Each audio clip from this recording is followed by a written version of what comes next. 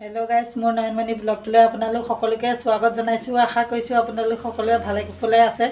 আজি মই কিবা এটা স্পেচিয়েল বনাম বুলি ভাবিছোঁ। আহক এতিয়া কিনো মই স্পেচিয়েল বনাম আজি আপোনালোককো দেখাম। প্ৰথমতে মই গাজৰ বাকলিখিনি এৰুৱাই লওঁ। ভিতৰত বহুত ঠাণ্ডাৰ কাৰণে এয়া ৰ'দত আহি বহি লৈছোঁহি। এতিয়া ঠাণ্ডা আহিছে, সেইকাৰণে ভাবিলোঁ আজি মই গাঁৱলীয়া ষ্টাইলত গাজৰৰ হালোৱা বনাওঁ বুলি। এতিয়া মই গোটেই গাজৰৰ বাকলিখিনি পুট চুক দি দিম। পুটচুৱে কেনেকৈ খাই চাবচোন।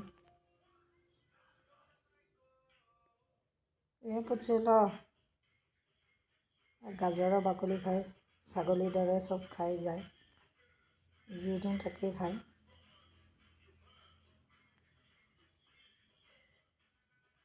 এতিয়া মই গাজৰৰ বাকলিখিনি এৰুৱাই ল'লোঁ গোটেইখিনি। প্ৰথমতে ইয়াক কদুকছখন লৈছোঁ।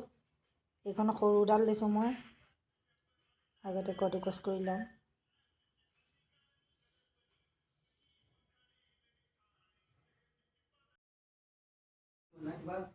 এয়া দেখিছেই নহয়, গাজৰখিনি কি ধুনীয়াকৈ মিহি মিহি ওলাইছে।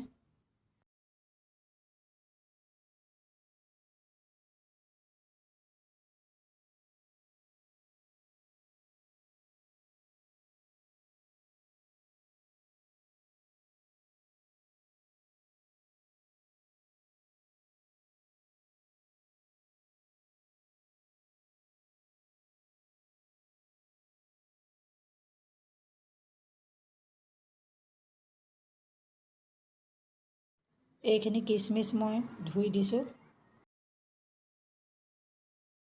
এইখিনি হ'ল বাদাম, পিচি দিছোঁ।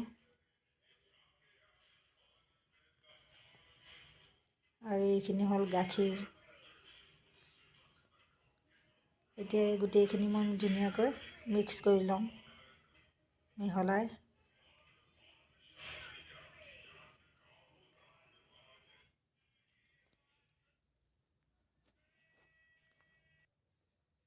এইকেইটা ইলাচি মই গিলাচত খুন্দি দি দিছোঁ। এইখিনি হ'ল চেনি। গাজৰৰ হালত চেনি অকণমান বেছিকৈ দিলে খাই ভাল লাগে। এই গোটেইখিনি মিক্স কৰি লৰাই ল'ম। প্ৰথমতে অলপ সময় এনেকৈ ৰাখি দিম এই গাখীৰখিনি শুকাবৰ কাৰণে।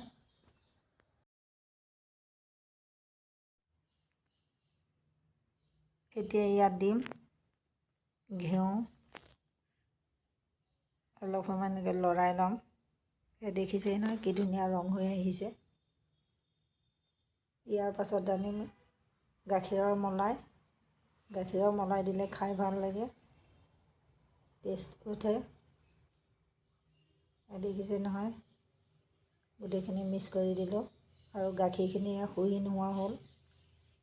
আৰু অলপমান ভাজি ল'ম। এয়া কি ধুনীয়া ৰং উঠিছে। এতিয়া এইখন প্লেট লৈ ইয়াত ঢালিম। দেখিছেই নহয়, দোকানৰ নিচিনা বনাইছোঁ। আৰু মোৰ ভিডিঅ'টো কেনেকুৱা পালে আপোনালোকে কমেণ্ট কৰি জনাব। যদি ভাল পাইছে তেতিয়াহ'লে লাইক আৰু ছাবস্ক্ৰাইব কৰি দিব। এতিয়া অকণমান মই খাই চাওঁ। বহুত ধুনীয়া লাগিছে। আপোনালোকে এনেকৈ বনাই খাব, ইমানেই টেষ্টি লাগিছে।